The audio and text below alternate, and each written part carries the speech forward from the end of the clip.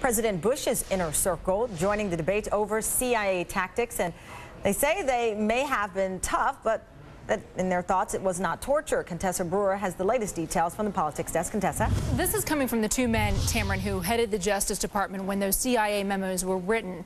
They're the ones who gave legal cover to the techniques that now the president calls torture.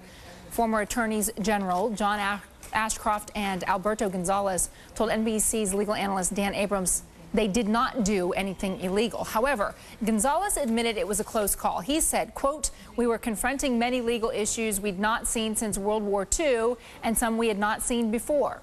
Dan Abrams writes about his interview on the Daily Beast. He joins us right now.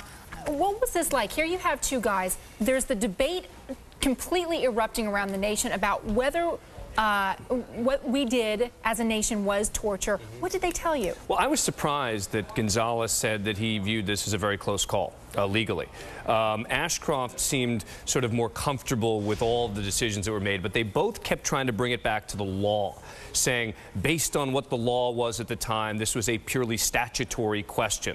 And they're saying, in essence, that it wasn't a violation of the law. The problem, of course, is that there is no statute that specifically addresses the specifics of what waterboarding is and allows you to define whether that's torture. And I said to them straight out in the interview, I said, look, I think it's torture. I said, based on the definition that I've seen, I think it's torture.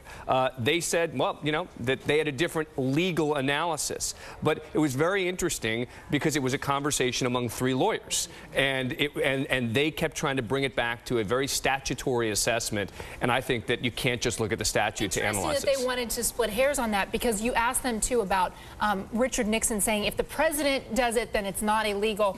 Both of them disagreed with that. Right. They did not support Nixon. They both tried initially to avoid answering the question directly and saying, well, if the president has the authority to do it, then it's not allowed. And I say, wait a second. But assuming the president has the authority to do it is the assumption that begs the question. The question is, if the president does it automatically make it legal, as President Nixon said? And both of them said that they think that goes too far. And then you asked them what they regret about their tenures as attorneys general. Yeah, and we talked about this a number of times in the interview, and I was just interested that the thing they both kept coming back to is they both regretted they didn't explain their policies better to the American public.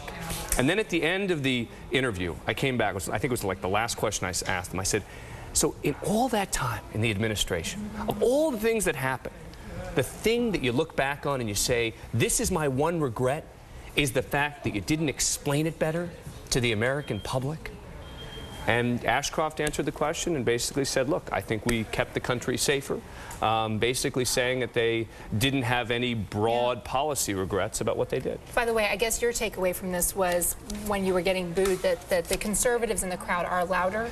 They were. I mean, look, before we went on, there was a sort of a meet and greet for everyone, and it seemed that the crowd was kind of evenly split. I mean, people would come up when they were taking pictures and they'd say to Ashcroft and Gonzales, I'm a Republican, I'm this and this and that, and others would sort of, you know, look at me and roll their eyes, etc. at them. And so it seemed to me, and then when we chatted, etc., it seemed they were pretty even. But once it started, I was getting booed and hissed and heckled at the questions that I was asking. Probably everybody should go through that at least once in their life. I guess. Look, it could just be that I'm uniquely dislikable as well. I mean, it may have nothing to do with that. Yeah, so. Great to have you, and thanks for sharing that with us. All right, we want to let you know you can read Dan's entire interview on his Twitter page, 140 characters at a time. That's how we're going to do this? All right. It's a hyperlink. Contessa, you missed Twitter. Okay. Of course Twitter, you know this. Which is why I know it's 140 characters. Twitter.com/Daniel Abrams. Thank you, Daniel. Let's go to Monica at the